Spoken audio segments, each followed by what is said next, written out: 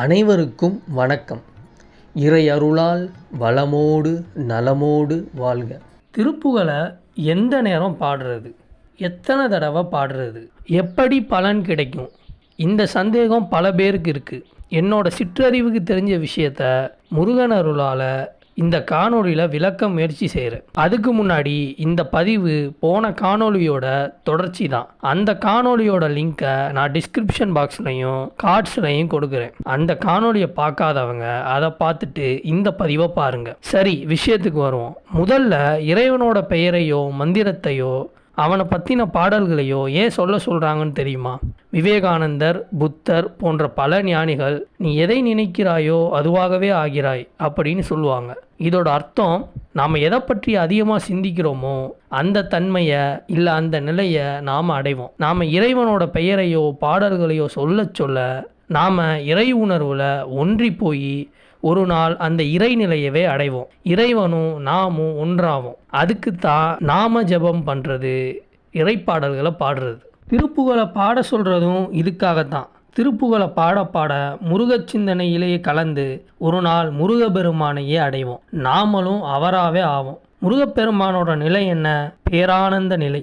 நாமளும் எப்போதும் அந்த பேரானந்தத்திலே இருப்போம். சரி, திருப்புகழ் பாட எந்த நேரம் சரியானது? பொதுவாக எல்லாரும் ஏதாவது ஒரு வேண்டுதல் சீக்கிரமாக நிறைவேறணும்னா விடிய கால 3:30 மணிலேருந்து 4:30 மணி வரை இருக்கிற பிரம்ம முகூர்த்த வேலையில் பிரார்த்தனை பண்ண சொல்லுவாங்க. ஏன்னா சூரியன் வர 1 மணி நேரம் முன்னாடி இந்த பூமிக்கு அதிகப்படியான பிரபஞ்ச ஆற்றல் வரும். அது மட்டும் இல்லை, நம்மளை சுற்றி இயக்கம் கம்மியாக இருக்கும். அதாவது மக்கள் அந்த நேரம் அதிகமாக இயங்க மாட்டாங்க. அதனால் இந்த பிரபஞ்ச வெளியில் நம்மளை சுற்றி எண்ண அலைகள் கம்மியாக இருக்கும்.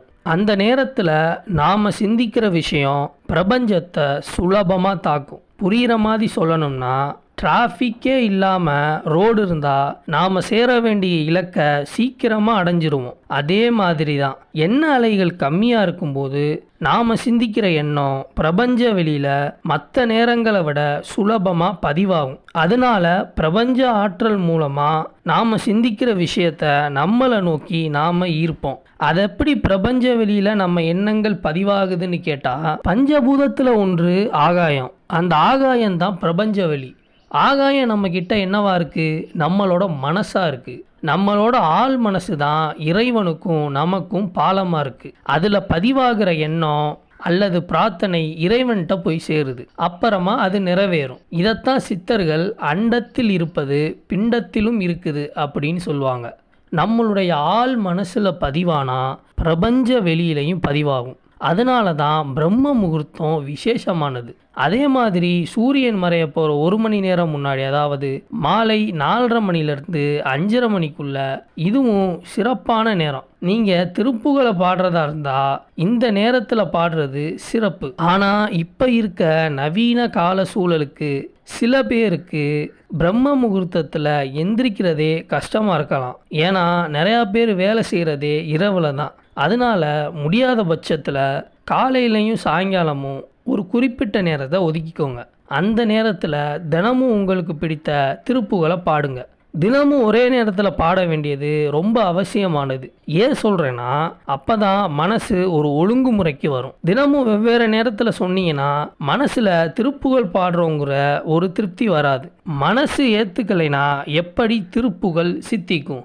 எப்படி காலையில் இத்தனை மணிக்கு சாப்பிடணும், இத்தனை மணிக்கு தூங்கணும், இத்தனை மணிக்கு வேலைக்கு போகணும்னு மனசை பழக்கப்படுத்துகிறீங்களோ அதே மாதிரி தினமும் குறிப்பிட்ட நேரம் திருப்புகழை பாடி வர அது உங்களுக்கு பழக்கமாகவே மாறிடும். 2வது விஷயம், எத்தனை தடவை பாடுறதுன்னு ஒரு கேள்வி வரும். நாம் மனமற்ற நிலையில் இருந்தோம்னா உயர்ந்த அதிர்வலை நிரம்பி தெய்வ நிலையில் இருப்போம். அப்போது நாம் வேண்டுறது உடனே நடக்கும். ஆனால் நமக்கு ஒரு நிமிஷத்தில் 1000 எண்ணங்கள் வந்து போகுது. அதனால் நாம் வேண்டுறது ஆழ்மனத்துக்கு கொண்டு போய் அங்கிருந்து வேண்ட முடியாது. அதனால் அது இறைவன்கிட்ட போய் சேராது. அதனால தான் ஞானிகள் எண்ணங்களை அறுக்கணும்னு சொல்கிறாங்க. சரி, அப்போது இதுக்கு என்ன தான் வழின்னு கேட்டால், திரும்ப திரும்ப ஒரு விஷயத்தை சொல்கிறது தான். ஒரு குறிப்பிட்ட விஷயத்தை ஒரே சிந்தனையோட திரும்பி திரும்பி சொல்லும்போதோ நினைக்கும் போதோ அது ஆழ் மனதுக்கு போகுது. அதனால தான் மந்திரங்களை 21 முறை சொல்லுங்க, 108 முறை சொல்லுங்கன்னு சொல்லுவாங்க. ஆனால் நீங்கள் எண்ணிக்கையோடு சொல்லும்போது அந்த எண்ணிக்கை தான் உங்கள் மனசில் இருக்குமே தவிர நீங்கள் சொல்கிற மந்திரங்கள்லையோ பாடுற பாடல்லையோ மனம் ஒன்றி இருக்காது. அதனால் அது பலன் தராது. சரி, அப்போ எத்தனை தடவை தான் சொல்கிறதுன்னு கேட்டிங்கன்னா, நீங்கள் திரும்ப திரும்ப சொல்லி வரும்போது ஒரு குறிப்பிட்ட நேரம் உங்கள் மனசு ஒன்றி ஒரு ஆனந்தமான உணர்வு வரும்.